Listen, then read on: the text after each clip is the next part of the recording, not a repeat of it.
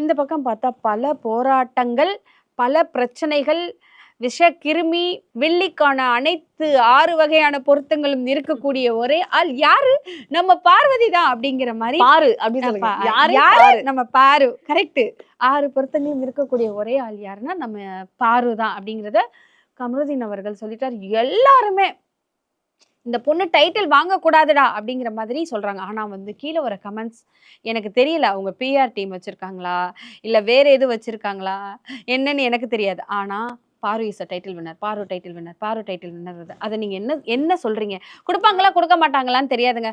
என்னை பொறுத்த வரைக்கும் ஒரு பெண்ணா பல பேச்சுகள் ஏச்சுகள் வாங்கி ஒரு வாரியரா உள்ள இருக்கிறாங்க, நல்லாவே விளையாடுறாங்க, விளையாட்டை மூவ் பண்ணி கொண்டு போறாங்க, சப்போர்ட்லாம் பண்ணல, சில விஷயங்கள் பண்றாங்க, அதனால அது சுவாரஸ்யமா ஆகுது. கேள்வி கேட்குறாங்க, ஆமாடா ஒன்றெல்லாம் பேச முடியாது, என்ன பண்ண சொல்ற, இப்படிதான் பண்ணுவேன் அப்படிங்கிற மாதிரி சில விஷயங்கள். நான் ரொம்ப நல்ல பொண்ணு, அடக்கமான பொண்ணு, இப்படிதான் இருப்பேன்லாம் சொல்ல, நான் இப்படிதான் அப்படிங்கிறத சொல்றாங்க. இதேவே வச்சு எல்லாரும் பாரு நீ யாருன்னு தெரியுங்கிறாங்க. பாரு யாரு தீவிரவாதியா அப்படிங்கிறது எனக்கு தெரியல, பாரு 4 கொலையை பண்ணிட்டாங்களா அப்படிங்கிறது தெரியல, யார் செயினையாவது வழிப்பறி பண்ணிட்டாங்களா அப்படிங்கிறது தெரியல.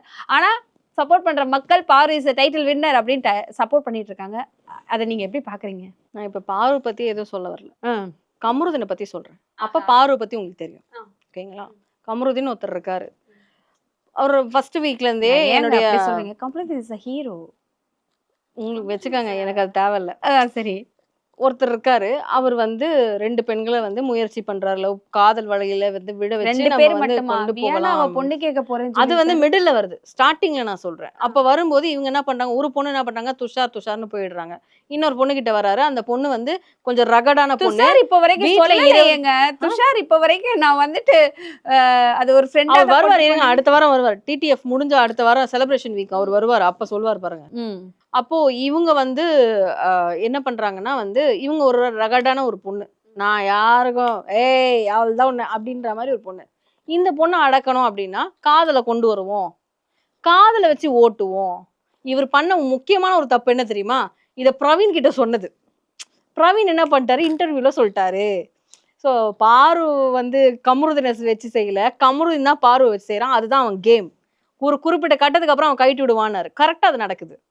அந்த கால்குலேஷன்ல பார்க்கும்போது பாரு வந்து விழ வைக்கிறாரு, பாரு வந்து கொஞ்சம் கொஞ்சமா விழறாங்க. அதுக்கப்புறம் அது வந்து ரொம்ப லவ்வா மாறுது, ரொம்ப பேசுறாங்க, ரொம்ப பழகுறாங்க, அது எக்ஸ்ட்ரீம் போகுது, 18+ போகுது. இது எல்லா கண்டென்ட்டையும் கொடுத்துட்றாங்க. கொடுத்து முடிச்சதுக்கு அப்புறம் ஃபேமிலி வீக்குன்னு ஒன்று வருது. அந்த ஃபேமிலி வீக்ல ஃபுல் பிளேம் வந்து பொண்ணு மேல. ஆனா அந்த பொண்ணு விட்டுட்டு போறேன்னு ஒரு வார்த்தை கூட சொல்லலை.